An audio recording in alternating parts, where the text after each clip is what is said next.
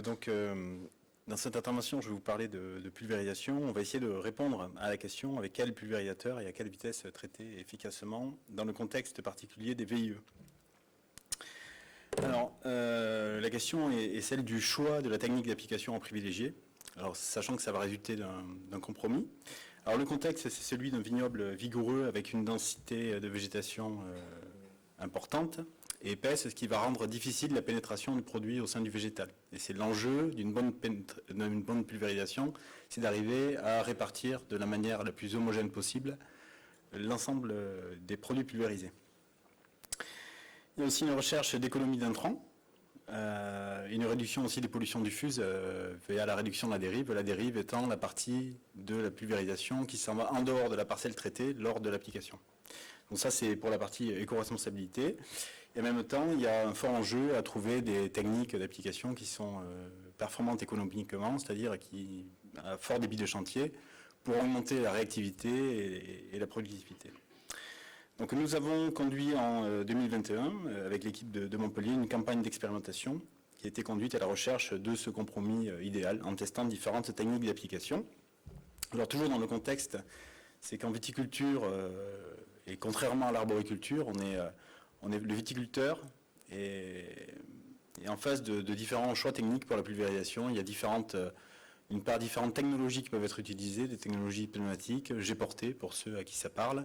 Il y a des configurations aussi des matériels qui sont très diverses. Certains appareils traitant en uniface, c'est-à-dire que lors du passage, il n'y a qu'une seule face du rang qui est traitée, alors que pour d'autres machines, on peut traiter les deux faces du rang en même temps. On s'imagine bien que c'est un peu mieux pour la répartition du produit.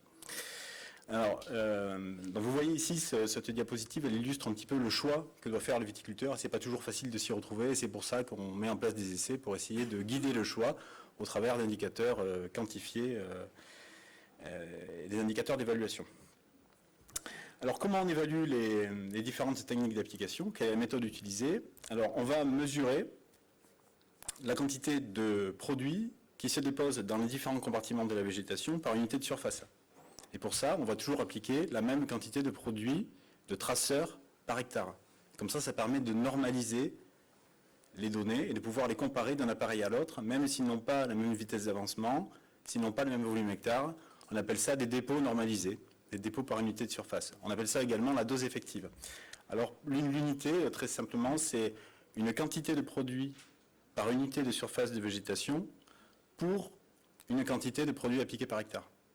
Par exemple, on va appliquer 1 gramme de produit par hectare, on va regarder ce qui arrive par unité de surface. Alors vous imaginez bien que, en fait, c'est pas une quantité moyenne, elle n'a pas vraiment tout le sens, parce que c'est plus une distribution, sachant que certaines parties de la végétation vont recevoir plus de produits que d'autres parties. Voilà. Donc on va analyser plutôt des distributions de produits. Alors comment fait-on? On va pulvériser un traceur qui est un colorant alimentaire, on va disposer des cibles artificielles dans le végétal. Donc, et pour chaque modalité d'application, de technique d'application qu'on va évaluer, on va disposer des petits collecteurs qui sont des cibles artificielles comme celles que vous pouvez voir ici à l'écran, dans différents compartiments de la végétation, selon le plan en bataille navale, qui est très simple, c'est-à-dire tous les 20 cm sur l'épaisseur, 40 cm sur la hauteur, on va déposer des collecteurs. On va répliquer ça sur plusieurs ceps qui vont être échantillonnés pour chaque modalité, et on va analyser au laboratoire chaque collecteur indépendamment, donc c'est une analyse individuelle des collecteurs, pour pouvoir avoir accès à la distribution. On pourrait analyser tous les collecteurs à la fois, mais on n'aura accès qu'à la moyenne. Et la moyenne ne veut pas dire grand-chose, parce qu'on peut avoir une même moyenne, mais une distribution très différente au sein du couvert végétal, et notamment au niveau des grappes et au niveau des différents organes. Alors on va s'intéresser à l'analyse du dépôt de pulvérisation globale. Alors ça va être les différents déciles, ou la moyenne ou la médiane, mais également donc à sa distribution, à sa répartition dans le feuillage. Alors la parcelle d'essai qui a été utilisée, c'est un vignoble donc VIE, cépage de Merlot. Les essais ont été réalisés sur une végétation, pleine végétation, fin juillet, donc le vignoble pleinement développé. Et vous pouvez voir ici les photos, donc une végétation très épaisse, 1,20 m en moyenne d'épaisseur pour une hauteur de végétation traitée qui est aux alentours de 1 mètre. Donc on voit qu'on est assez différent des vignobles classiques, où on a plutôt une hauteur qui est supérieure à l'épaisseur, et dans ce cas-là, ce n'était pas le cas. Alors, les vignobles ont été scannés avec un lidar pour assurer l'homogénéité des placettes sur lesquelles on a réalisé des essais pour les différentes modalités. Alors, quelles sont les différentes techniques d'application, les différents moyens de pulvériser qui ont été testés dans cette expérimentation? Il y a eu 5 pulvérisateurs, 5 machines, qui se répartissent selon 3 catégories. Alors, tout d'abord, il y a eu 3 aéroconvecteurs. Les aéroconvecteurs, ce sont des appareils qui sont utilisés principalement à l'arboriculture, mais aussi en viticulture. Donc 2 pulvérisateurs à voûte droite, qui sont le S21 et le Friuli, qui ont été associés à des buses à turbulence classiques. Les buses à turbulence classiques, c'est celles qui sont utilisées depuis très très longtemps, qui ont comme caractéristique de faire des gouttes plutôt très fines et qui sont plutôt sujettes à la dérive. C'est-à-dire quand on suit un appareil, quand on regarde un pulvérisateur qui traite avec ces buses-là, en général, il y a un gros nuage de pulvé derrière. Et en général, à savoir, tout ce qui se voit en pulvé, c'est tout ce qui n'atteint pas la cible. Voilà, on a beau se dire, oh là là, cet appareil, il envoie beaucoup.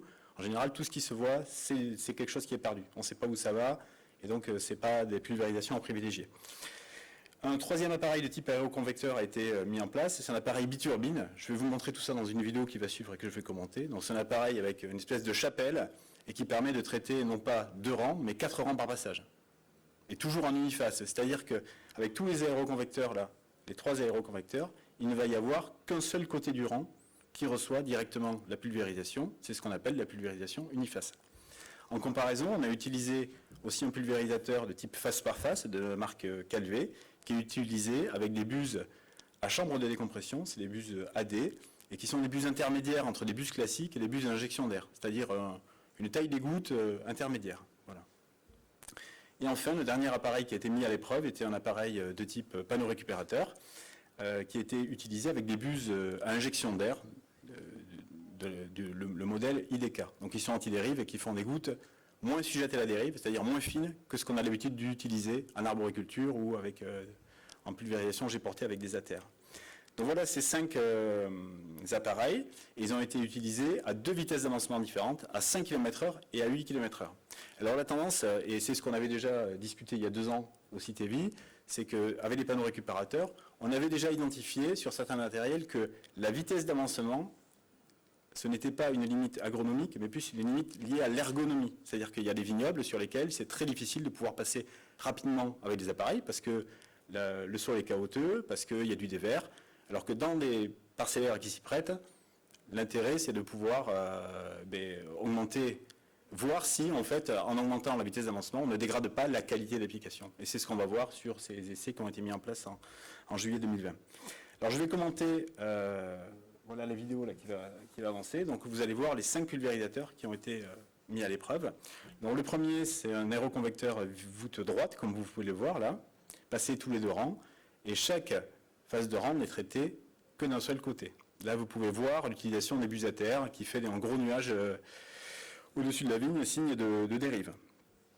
Donc les collecteurs qui ont été installés. Le deuxième appareil, c'est un appareil face par face à panneau récupérateur de la marque Dug, qui a été également utilisé sur le même parcellaire.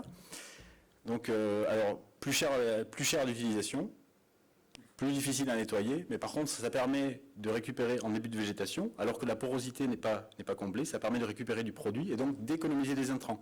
Et en plus, ça permet de récupérer la partie confinement. Elle s'entend moins sur une végétation très très développée comme on a là, mais par contre sur les stades plus précoces, ça a tout son sens. Voilà. Donc vous pouvez voir cet appareil aussi, ce type d'appareil qui est utilisé dans certains vignobles du Gers jusqu'à 8, 9, 10 km/h quand c'est possible de les utiliser.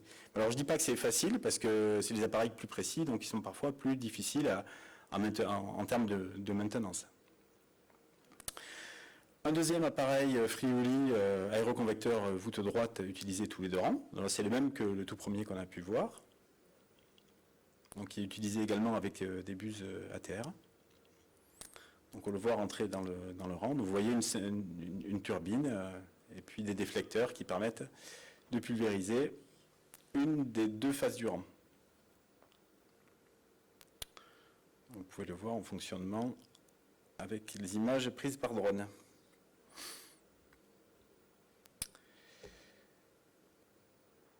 Voilà, donc vous pouvez voir la soufflerie qui est à l'épreuve. Alors en général, souvent avec ce type d'appareil, on a presque trop de de soufflerie, c'est ce qui génère de la dérive. Le quatrième appareil, donc, qui est l'appareil face par face de chez Calvé, donc, qui traite 2 rangs par passage. Cet appareil existe également en 3 rangs par passage, c'est-à-dire 2 rangs plus 2 demi-rangs qui sont traités par des rampes supplémentaires. Donc c'est un appareil qui se prête bien et particulièrement bien au sol plat et plus difficile bien sûr à utiliser en dévers parce que a fortiori quand on a 2 rangs plus de demi avec le ballon c'est compliqué. Mais sur ce type de vignoble plat ça se passe plutôt très bien. Voilà, dans la mesure où on a des tournières assez larges aussi pour pouvoir évoluer et c'est une des clés aussi d'utiliser du matériel comme ça. Et enfin, ce dernier matériel dont je vous parlais, le matériel biturbine, qui est utilisé tous les 4 rangs par passage. Et alors là, c'est gros nuages. Voilà. Et alors ça, c'est... bon, on ne le voit pas très bien, mais ça fait vraiment... surtout en début de végétation, on a l'impression de traiter toute la plaine. Alors, on se dit, waouh, il y a du produit partout. Mais quand on fait, on verra les résultats, entre l'impression visuelle qu'on peut avoir, et puis les résultats de dépôt sur le feuillage qui est ciblé. Donc voilà pour ces images, et maintenant on va passer à l'analyse des résultats qui ont été obtenus, que je vais commenter, et après je répondrai à vos éventuelles questions sur le sujet. Donc est-ce qu'on peut voir l'analyse de ces résultats? Alors, voilà.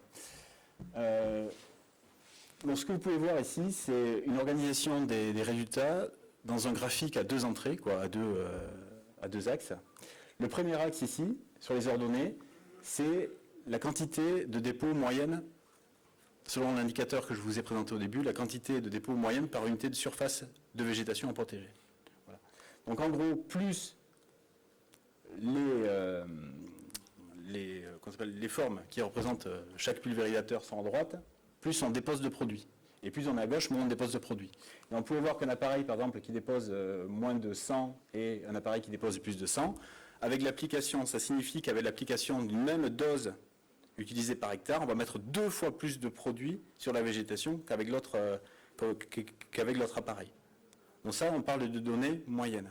Et après, on va exprimer aussi en termes de répartition. La répartition, elle est exprimée par l'ordonnée. Et donc là, ce que ça traduit, c'est un coefficient de variation. Donc c'est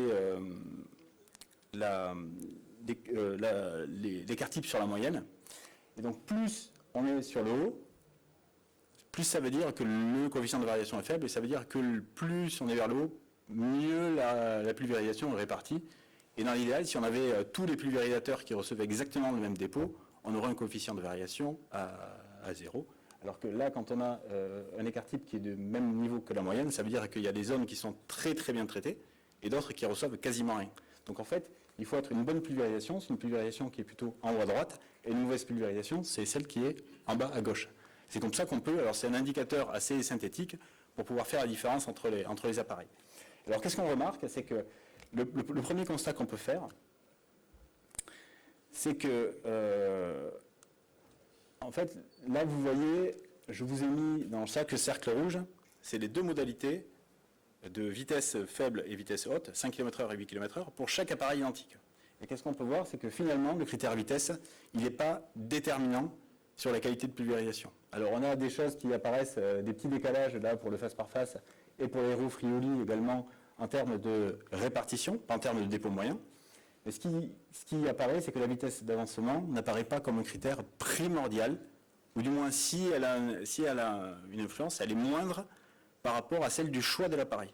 Ça, c'est le premier critère. Vous pouvez voir que les patatoïdes, ils sont très près les points. Le deuxième enseignement, c'est que les matériels face par face, qui sont matérialisés ici là, par des ronds, contrairement aux aéroconvecteurs qui sont matérialisés par des losanges, ce sont ceux qui offrent la meilleure qualité de pulvérisation selon les 2 critères, à la fois la quantité et à la fois l'homogénéité de répartition. Voilà, ça c'est l'enseignement. Et ce que vous pouvez voir, c'est, je vous parlais de l'aéroconvecteur biturbine, là, qui avait l'air dont on peut penser qu'il arrive à très bien homogénéiser, mais ce que vous pouvez voir, c'est qu'il met très peu de produits. Vous voyez qu'on est à des niveaux aux alentours de 60, alors que les meilleurs pulvérisateurs mettent près de 200, donc ça veut dire plus de 2 fois plus, même plus de 3 fois plus. Et en plus, ils répartissent très mal le produit. Donc sur les 2 critères, on est mauvais. Voilà, donc ça, c'est vraiment le type d'appareil à proscrire pour ce type d'application. Voilà, pour ce type de vignoble qui est très large et difficile à pénétrer. Et on voit ici très bien que l'appareil a du mal, sachant que vous avez vu cette voûte biturbine, quand on vise le rang extérieur, il est à 2,50 m, et donc le temps que, en fait, la pulvérisation, pour arriver sur le cep, il faut qu'elle franchisse quasiment 2,50 m. Et on imagine bien qu'en fonction des conditions climatiques, et c'est ce qui est représenté ici, il y a beaucoup de pertes, et ça se voit, c'est-à-dire que les dépôts sont moindres.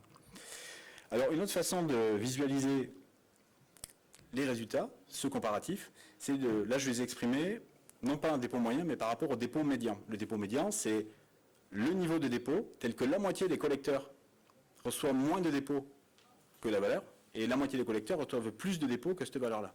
Et là également, on a une forte... on peut voir des différences très évidentes entre les différentes modalités d'application.